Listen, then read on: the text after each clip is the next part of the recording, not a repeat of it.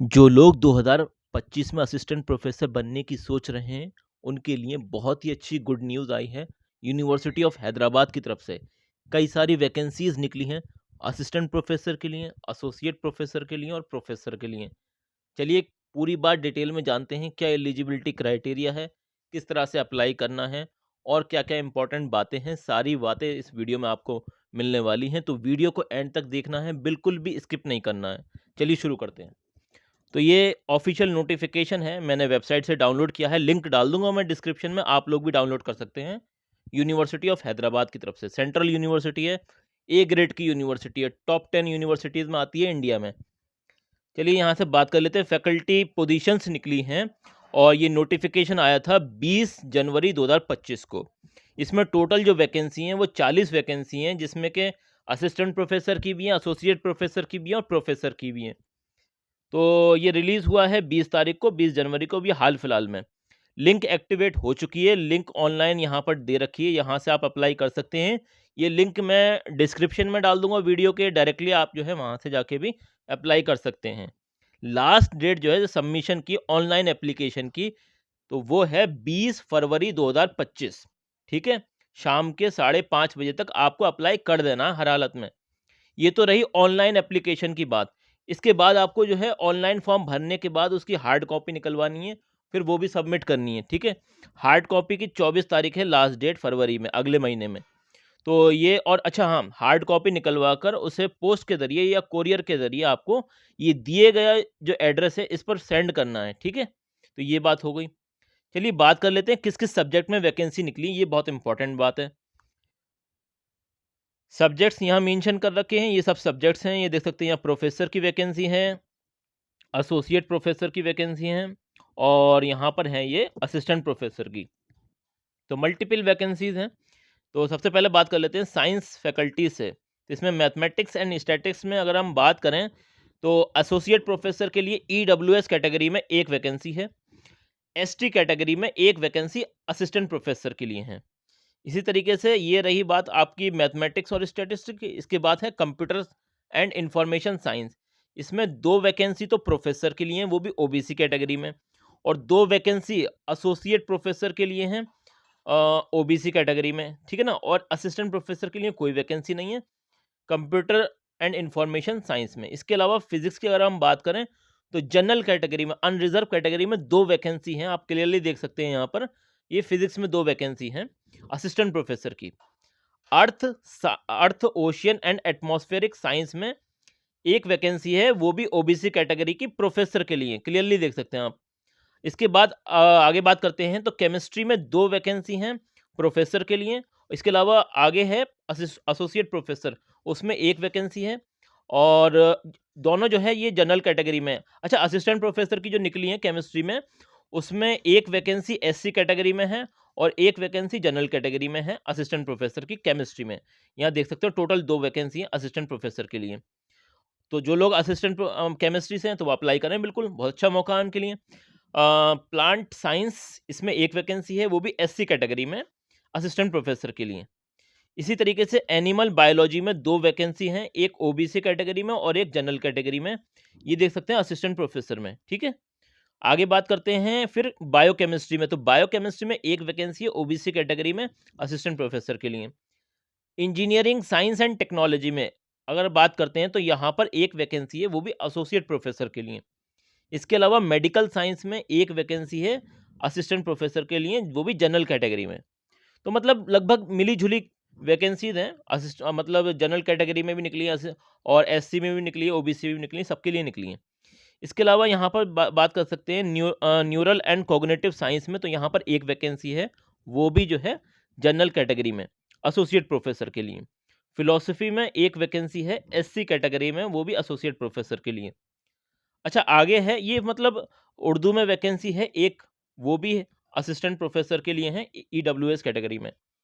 इसके अलावा आगे देख सकते हैं लिंग्विस्टिक एंड ट्रांसलेशन स्टडीज़, इसमें 1 vacancy general category associate professor के लिए हैं। इसके अलावा 3 वैकेंसी, जिसमें 2 वैकेंसी तो ओबीसी के लिए हैं और 1 वैकेंसी ईडब्ल्यूएस कैटेगरी के लिए हैं, और ये है असिस्टेंट प्रोफ़ेसर के लिए, applied linguistic and translation studies में। आगे बात करते हैं इकोनॉमिक्स डिपार्टमेंट से। तो इकोनॉमिक्स में एक वैकेंसी एसोसिएट प्रोफेसर के लिए है और 2 वैकेंसी आप देख सकते हैं क्लियरली यहाँ पर 2 में से एक तो जो है ओबीसी कैटेगरी के लिए है और एक जनरल कैटेगरी के लिए असिस्टेंट प्रोफेसर इकोनॉमिक्स के लिए। हो गई बात क्लियर? इसके अलावा आगे बात करते हैं तो यहाँ हिस्ट्री में भी वैकेंसी है। तो मल्टीपल वैकेंसी, बहुत ही अच्छा मौका है। जो लोग असिस्टेंट प्रोफेसर बनना चाहते हैं, इससे अच्छा मौका नहीं मिलेगा। आज ही अप्लाई कर दें इसके लिए।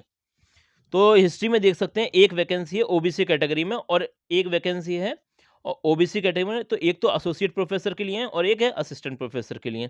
पॉलिटिकल साइंस में भी दे रखी है, एक जनरल कैटेगरी में वैकेंसी है। इसी तरीके से आगे बात कर सकते हैं, यहाँ कम्युनिकेशन में एक वैकेंसी है, वो ईडब्ल्यूएस कैटेगरी में प्रोफेसर के लिए। आगे है डांस, तो डांस में है एक वैकेंसी ओबीसी कैटेगरी में, वो भी एसोसिएट प्रोफेसर के लिए। इसके अलावा थिएटर आर्ट्स में एक वैकेंसी है, वो भी असिस्टेंट प्रोफेसर के लिए ईडब्ल्यूएस कैटेगरी में। तो इस तरह से ये वैकेंसीज हैं। सारी वैकेंसी मैंने मेंशन कर दी है यहाँ पर। और एक बार आप इसे खुद भी पढ़ लेना, ये जो नोटिफिकेशन है ना, आप खुद भी पढ़ लेना। मैं इसकी लिंक डाल दूंगा वीडियो के डिस्क्रिप्शन में, वहाँ से डाउनलोड करके बिल्कुल संभाल के इसे एक बार खुद पढ़ना, ठीक है। बाकी जो इंपॉर्टेंट बातें हैं वो मैं यहाँ क्लियर करता चला जाऊँगा। तो इस तरीके से यहाँ बैकलॉग की भी वैकेंसी, बैकलॉग मतलब जो पिछली रह गई हैं वैकेंसी, जो अभी पूरी नहीं हुई हैं, वो इस बार पूरी हो जाएँगी। उनकी भी यहाँ पर डिटेल दे रखी है। तो ये देख सकते हैं साइंस में मैथमेटिक्स एंड स्टैटिस्टिक्स में एक वैकेंसी है, वो अच्छा एक वैकेंसी तो एसोसिएट प्रोफेसर के लिए है, पीडब्ल्यूडी कैटेगरी में, और असिस्टेंट प्रोफेसर की भी एक वैकेंसी है एसटी कैटेगरी में।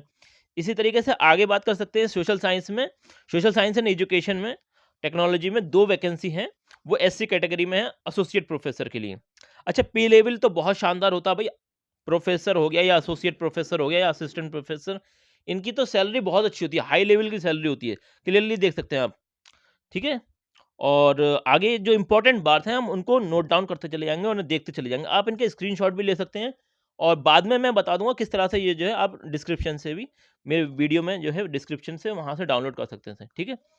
एसेंशियल क्वालिफिकेशन जो है, जो यूजीसी की 2018 की जो गाइडलाइन है, उसी के तहत अभी भी रिक्रूटमेंट हो रहे हैं। जो नई गाइडलाइन अभी जारी हुई है 2025 में, उसे इम्प्लीमेंट होने में थोड़ा टाइम लगेगा। हो सकता है 5-6 महीने, 7-8 महीने भी लग सकते हैं। तो अभी 2018 वाली गाइडलाइन चल रही है यूजीसी की, उसी के तहत जो है यहाँ पर रिक्रूटमेंट हो रहे हैं। अच्छा, यहाँ पर कुछ जो और इम्पोर्टेंट बात है उन्हें भी हम डिस्कस कर लेते हैं। For every score claimed in the application, appropriate self-attested support document must be attached with the hard copy of the application। देखिए, आप जो फॉर्म भर रहे हैं उसके साथ जितनी भी हार्ड कॉपी वगैरह है, जो भी आपकी मार्कशीट वगैरह है, वो सब आपको अटैच करनी है, जो भी इंपॉर्टेंट डॉक्यूमेंट है, ठीक है। Any entry claim made in the application without supporting document as evidence will not be counted towards score claimed for the position of applied. अच्छा, आप जिस चीज़ के लिए अप्लाई कर रहे हैं, हो सकता है जैसे आप एससी एसटी कैटेगरी से हैं, लेकिन आप उसका जो है मतलब फोटोकॉपी नहीं लगा रहे हैं हार्ड कॉपी में, ठीक है, तो जो है वो फॉर्म रिजेक्ट हो जाएगा। तो जो चीज़ आप मेंशन कर रहे हैं तो उसकी हार्ड कॉपी, फोटोकॉपी लगानी ज़रूरी है, ठीक है। Copies of the experience certificate, अच्छा हाँ, अगर आपने कहीं से एक्सपीरियंस ले रखा है या जो भी चीज़ है उसकी भी फोटोकॉपी लगाना ज़रूरी है, ठीक है। तो ये सारी बातें हो गई और जो इंपॉर्टेंट बातें हैं वो भी यहाँ हम क्लियर करते चले जाएंगे। चलिए, यहाँ देख लेते हैं ये किस तरह से जो है इंस्ट्रक्शन है फिलिंग द एप्लीकेशन फॉर्म। जो ऑनलाइन फॉर्म भरा जाना है उसके थोड़े इंस्ट्रक्शन दे रखे हैं, उन्हें भी एक नज़र हम देख लेते हैं। देखिए, वीडियो थोड़ी लंबी होगी लेकिन इन्फॉर्मेटिव होगी, ठीक है। तो कैंडिडेट हैज़ टू क्लिक, अच्छा ये जो लिंक दे रखी है ना, आप इस पर क्लिक करेंगे तो एक पोर्टल खुल जाएगा। Candidate has to click on the link provided and complete the registration process first. तो सबसे पहले तो आपको रजिस्ट्रेशन करना पड़ेगा क्योंकि आप पहली बार यहाँ पर अप्लाई कर रहे हैं। लेकिन अगर आपने पहले कभी अप्लाई किया हो तो जो आपके पास आईडी होगी उससे अप्लाई कर देना। तो सबसे पहले आपको रजिस्ट्रेशन करना पड़ेगा। They must confirm their registration link, ठीक है ना। और अपनी ईमेल आईडी से कन्फर्म करना पड़ेगा आपको रजिस्ट्रेशन, ठीक है ना। Once the registration of the candidate is confirm, the candidate should log in the application portal using the credential and fill the information. अब जैसे आपने रजिस्ट्रेशन कर दिया तो फिर फॉर्म खुल जाएगा। उसमें जो इंपॉर्टेंट बातें हैं जैसे कि एजुकेशनल क्वालिफिकेशन हो गई, आपकी एक्सपीरियंस हो गया, या एकेडमिक या रिसर्च डिटेल, ठीक है ना। रिसर्च डिटेल मतलब आपके पेपर कहाँ कहाँ पब्लिश हुए, वो सारी चीज़ें आपको जो है इसमें सबमिट करनी करनी पड़ेंगी ऑनलाइन, ठीक है ना। इसके अलावा supporting document attach to the hard copy of the application should be serially numbered, उस पर नंबर डले हुए होने चाहिए जो हार्ड कॉपी आप जो लगाएंगे साथ में, विद पेज नंबर भी होना चाहिए, reference must be given, relevant entry होनी चाहिए, ठीक है ना, सारी चीज़ें बिल्कुल सही होनी चाहिए। Submission of the hard copy of the application with all relevant enclosure is mandatory. अच्छा, जितनी भी मतलब हार्ड कॉपी है वो लगाना ज़रूरी है, मैंडेटरी है, नहीं लगाएंगे फॉर्म रिजेक्ट हो जाएगा, ठीक है ना। Online application will be summarily rejected if the hard copy it is not received with all supporting document. आपकी ऑनलाइन फॉर्म रिजेक्ट हो जाएगा अगर हार्ड कॉपी में जो इंपॉर्टेंट डॉक्यूमेंट है वो आपने नहीं लगाए तो। ये क्लियरली कह दिया इन्होंने। Candidate should take a print out of the field in application and enclose all the self attested supporting document and forward to the following address। देखिए, सबसे पहले आपको ऑनलाइन फॉर्म भरना है। फॉर्म भरने के बाद उसमें जैसे आपने जो भी है, हाई स्कूल की मार्कशीट, 12th की मार्कशीट, ग्रेजुएशन की मार्कशीट, जो भी आपकी मार्कशीट वगैरह हैं या फिर जो भी सपोर्टिंग डॉक्यूमेंट हैं, उन सब की फ़ोटोकॉपी लगानी है, सारी चीज़ें करनी है। बाय पोस्ट आपको जो है इस एड्रेस पे भेज देना है। Registrar recruitment cell, room number 221, first floor, administration building, university of Hyderabad. मतलब बाय पोस्ट आप इसे भेजेंगे। तो दोनों तरीके हैं, आप पहले ऑनलाइन भरेंगे फिर उसके बाद जो है इसे बाय पोस्ट भी भेजेंगे। तो ये इनका एक तरीका है, ठीक है ना। अब यहाँ पर बात कर लेते हैं एसेंशियल क्वालिफिकेशन वगैरह की। तो essential qualification for the post in the discipline of science, humanities, economics, social science and communication, ये जितने भी सब्जेक्ट मैंने अभी गिनाए हैं, ठीक है ना, इन सब का जो रेगुलेशन होता है वो यूजीसी के तहत होता है, जो 2018 की गाइडलाइन है।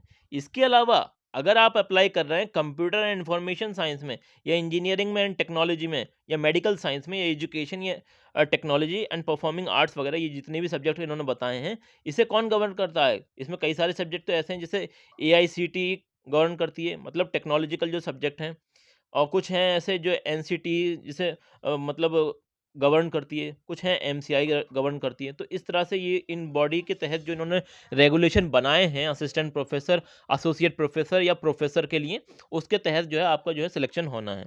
तो चलिए बात कर लेते हैं सबसे पहले प्रोफेसर। तो प्रोफेसर बनने के लिए जो मिनिमम रिक्वायरमेंट है, ये मैंने अपनी पिछली कई वीडियो में भी बताई है, एक बार फिर बता देता हूँ आपको। आपके पास पीएचडी डिग्री होनी चाहिए, आपके published work of high quality, आपका जो वर्क है ना, वर्क मतलब आपने रिसर्च पेपर वगैरह लिखे हैं या फिर बुक वगैरह लिखे हैं, जो भी जर्नल्स वगैरह लिखे हैं, वो हाई क्वालिटी के होने चाहिए, ठीक है ना। मिनिमम कम से कम 10 रिसर्च पब्लिकेशन होने चाहिए, वो भी यूजीसी के लिस्टेड जर्नल में। स्कोपस हो गया, डब्ल्यूओएस हो गया, यूजीसी केयर लिस्टेड जर्नल, इन सब में होना चाहिए।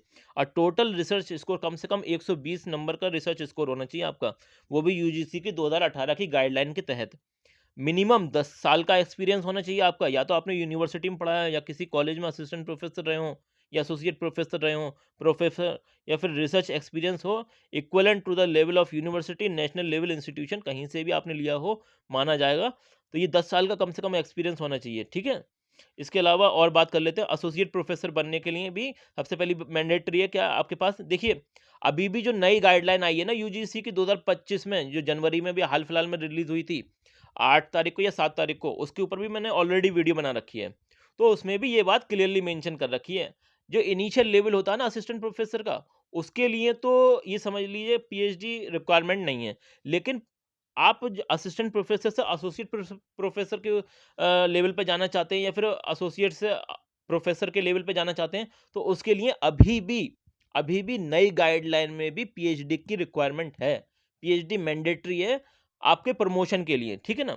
इनिशियल लेवल पे जाने के लिए, असिस्टेंट प्रोफेसर बनने के लिए पीएचडी मैंडेटरी नहीं है, तो आपका मास्टर डिग्री काफ़ी है और आपके साथ नेट होना चाहिए, ठीक है ना, तो आप कर सकते हैं।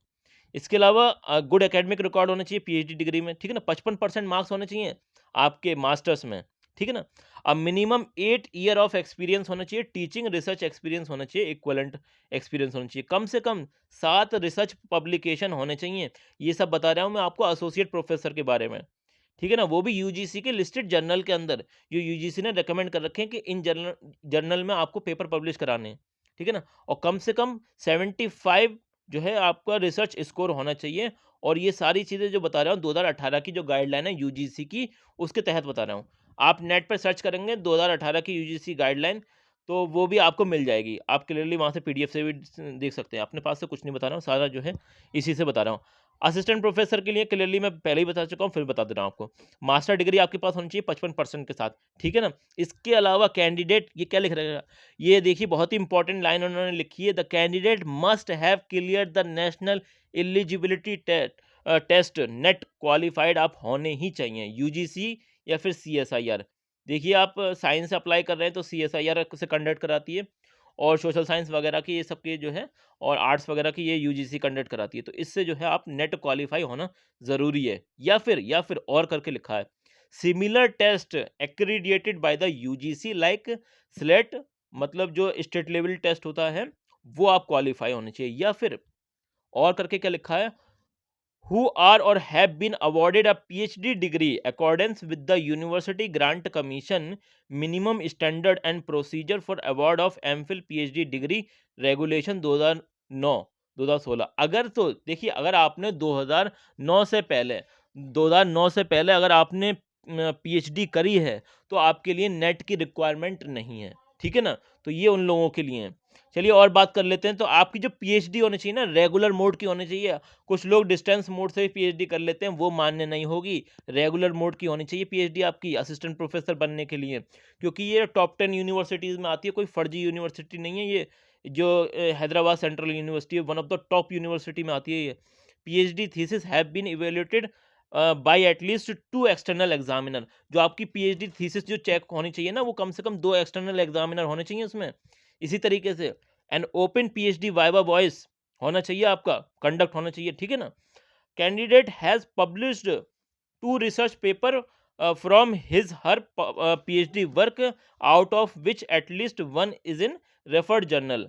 कम से कम 2 रिसर्च पेपर आपके पब्लिश होने चाहिए जब आपने पीएचडी करी थी, और उसमें से एक उसमें से ऐसा होना चाहिए जो यूजीसी की लिस्टेड जर्नल के अंदर पब्लिश हुआ, जो मतलब यूजीसी ने कुछ रेकमेंड कर रखे हैं कि आपको पेपर जो है ना इसी पब्लिकेशन में छपवाना है, ठीक है ना? इसी जर्नल में छपवाना है, तो उसी में होना चाहिए। Candidate has presented at least two paper based on his her PhD work in conferences, seminar, sponsored, funded, supported by the UGC, ICSSR या CSIR और सिमिलर एजेंसी, ये भी होनी चाहिए, ठीक है ना?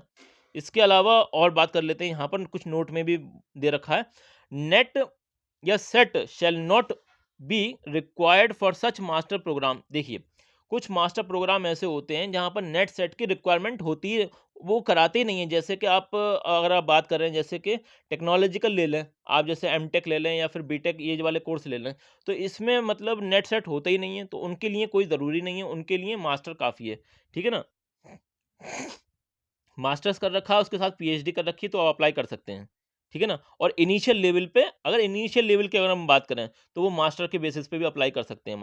इनिशियल लेवल मतलब असिस्टेंट प्रोफेसर पे, और वो असिस्टेंट से एसोसिएट जाना चाहते हैं, तो उसके लिए भाई अभी भी 2025 में जो नई रेगुलेशन आई है यूजीसी की तरफ से, उसमें भी ये क्लियरली कह रखा है, अगर असिस्टेंट से एसोसिएट या फिर एसोसिएट से प्रोफेसर पे आपको जाना है, तो उसके लिए पीएचडी रिक्वायरमेंट अभी भी है, ठीक है? वो जो खाली बताया जा रहा है ना कि मास्टर के बेसिस पे और नेट के बेसिस पे जो आपका रिक्रूटमेंट हो रहा है, वो इनिशियल लेवल के लिए हो रहा है, ठीक है? और या इसके अलावा कि अगर आपने किसी बाहर की यूनिवर्सिटी से, बाहर मतलब फॉरेन की यूनिवर्सिटी से अगर आपने पीएचडी कर रखी है, जैसे कि क्या लिख रखा है यहाँ पे, वो आपकी यूनिवर्सिटी टॉप 500 मतलब यूनिवर्सिटीज़ में होनी चाहिए उसकी रैंकिंग। वहाँ से अगर आपने पीएचडी कर रखी है तो आप डायरेक्टली अप्लाई कर सकते हैं, नेट की कोई ज़रूरत नहीं है आपके आपके लिए, ठीक है ना? तो ये क्लियरली मेंशन कर दिया। तो इस तरह से ये सारी चीज़ें हमने यहाँ पे पढ़ ली हैं, और अगर कोई इंपॉर्टेंट बात है तो वो भी हम यहाँ डिस्कस कर लेंगे। बाकी ये आप पीडीएफ डाउनलोड कर लेना, पीडीएफ काफ़ी लंबी है, आप इसे खुद भी पढ़ लेना थोड़ा-सा, ठीक है ना? और जो इम्पोर्टेंट बातें हैं वो मैंने इसमें डिस्कस कर दी हैं। चलिए कुछ और बातें रह गई हैं तो वो भी देख लेते हैं इसमें, बाकी तो सारी चीज़ें मैं बता ही चुका हूँ आपको, कोई और ऐसी बात है नहीं। अच्छा, ये परफॉर्मा दे रखा है इस तरह से, जो भी आपने पब्लिकेशन वगैरह करे हैं ना, तो ये सब इस पीडीएफ के नीचे आपको मिल जाएगा, इसमें आपको भर के देना है। यहाँ पर टाइटल या ऑथर या journal, year, volume, ISSN number जो भी है, वो सारी चीज़ें आपको जो है यहाँ पर भरनी है, जो भी आपने रिसर्च पब्लिकेशन वगैरह करे हैं, ठीक है ना? ये नंबर वाइज़ दे रखे हैं, इसमें आपको जो है अपना भरना है, ठीक है ना? तो इस तरह से ये पूरा दे रखा है। अच्छा हाँ, यहाँ पे बात कर लेते हैं फ़ी। तो रजिस्ट्रेशन जो फ़ी है ना, वो अदर ओबीसी के लिए या फिर अनरिज़र्व्ड के लिए, जनरल कैटेगरी के लिए या फिर टीजी जेंडर्ड के लिए ₹1000 की फ़ीस है, या अगर आप ताल्लुक़ रखते हैं एसटी, एससी या पीडब्ल्यूडी कैंडिडेट, तो आपके लिए कोई फ़ीस वगैरह नहीं है, ठीक है ना? Procedure for forwarding hard copy of the online filled in application. Hard copy of the printout of the application along with the checklist and enclosure listed therein should be forwarded to the undersigned or before. अच्छा, देखिए कहने का मतलब ये है कि आपको इस एड्रेस पे जो है ना, जो भी आपने ऑनलाइन फॉर्म भरा है उसकी हार्ड कॉपी निकलवानी है, फिर वो बाई पोस्ट इस एड्रेस पर भेज देना है, ठीक है? और इसमें लास्ट डेट भी मेंशन कर रखी है, 24 फरवरी से पहले-पहले भेज देना, हर हालत में। और अभी तक आपने हमारा ये चैनल सब्सक्राइब नहीं किया है तो क्या करना है, सबसे पहले इस चैनल को सब्सक्राइब कर दें, इसी तरह की इन्फॉर्मेटिव वीडियोज़ के लिए। मिलते हैं अगली वीडियो में, तब तक के लिए best of luck for your career.